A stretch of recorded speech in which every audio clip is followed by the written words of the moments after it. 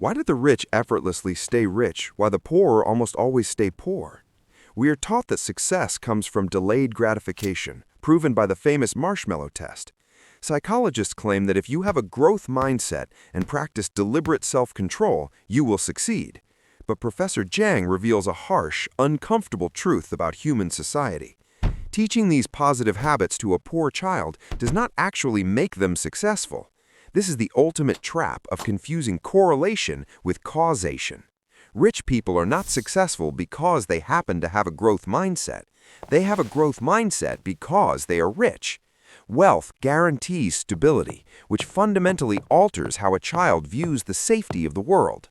The education system blames the poor for lacking resilience and self-reflection, but the poor are actually acting perfectly rationally for the volatile environment they live in. The game of society is rigged. Let's break down the hidden gain theory of the rich and poor. Professor Jiang explains that the Marshmallow Test is not actually a test of self-control. It is a test of trust in authority. For a poor child in a highly volatile environment, the promised second marshmallow usually never arrives. Eating it immediately is the optimal, rational strategy. This divergence begins at home. Professor Jiang notes there are three major differences in how rich and poor parents raise their children. First is vocabulary. Rich parents speak to their children using complex, elevated vocabulary, while poor parents primarily use short commands. Second is attitude. Rich parents treat children as friends and explain why mistakes are bad, while poor parents act as strict, authoritarian commanders. Third is stability. Rich parents have the financial means to keep their promises, building a worldview of trust. Poor parents often cannot. These parenting styles create two entirely different social realities, built perfectly for the hierarchy each child will inhabit. Rich parents are training their children for maximum outcomes. They teach them to debate, negotiate, and question authority, because they are being trained to be the boss. Poor parents, however, are training their children for a minimum outcome. Their absolute priority is mere survival in a hostile world. For a poor person, challenging a boss means losing a job and starving. Challenging the police means getting beaten or going to jail. Therefore, a poor parent strictly teaches obedience. They are playing the optimal game theory strategy to protect their child from a system that aggressively punishes them. So is true social mobility possible? Professor Jiang explains that upward mobility is extremely rare and relies heavily on sheer luck. To succeed, a poor person usually has to completely abandon their community and immigrate, which requires massive, terrifying individual risk. Historically, the only other proven mechanisms for major social mobility have been fighting in a war or taking a gamble by marrying into a high-status family. Despite what motivational speakers claim, working hard is rarely enough. The system is designed as a rigid, impenetrable hierarchy. If society is so rigidly stable, why do massive revolutions happen? Professor Jiang explains the concept of elite overproduction. Hierarchical power is a zero-sum game. There are only a few highly exclusive seats at the absolute top of the pyramid. But the rich have many children, and they are all raised with incredibly high expectations to maintain their elite status and power. Eventually, a society produces far too many highly educated elites, and there are simply not enough powerful positions for them to fill. This creates a splinter faction of frustrated elites. These are people who have some wealth but want total, absolute power. Simultaneously, the bottom of society begins to completely collapse under the weight of three historical, recurring economic problems. First is massive indebtedness.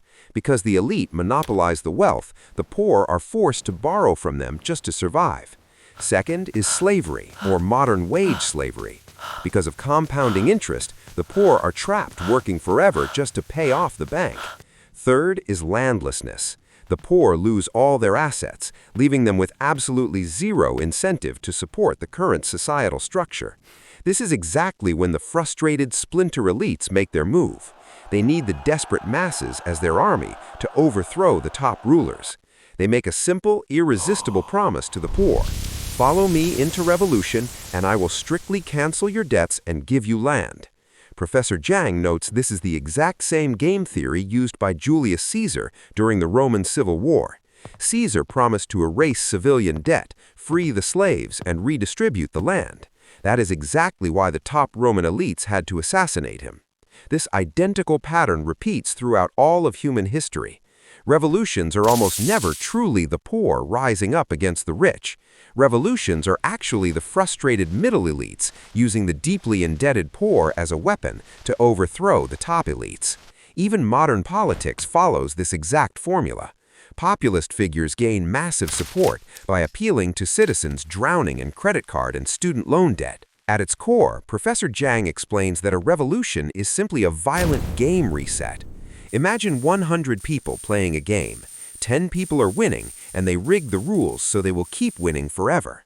The other 90 people realize they can never mathematically win, so they naturally decide to flip the board and start a brand new game. The elites refuse to play, so the 90 people must use force. That is what a revolution is, a violent reset of the rules. Professor Jiang states that upward social mobility is actually the single greatest form of national governance. Whether a country is a democracy or a commanding economy, if the poor believe hard work will move them up, society remains stable and highly productive. But the elites, who win the game, always want their own children to inherit their power. So they eventually close the doors of opportunity behind them. They corrupt the entrance exams, they hoard the physical assets, and they structure the school systems so only their children can safely succeed. When the top of the pyramid is entirely filled and the waiting list is closed, the masses have absolutely no choice but to break the system. Individual habits, like self-control and resilience, will not save you if the entire macroeconomic structure is completely rigged against you. To truly understand success, you must stop looking at individual traits and start looking at the game theory of the hierarchy. Subscribe to Step Outside the Matrix.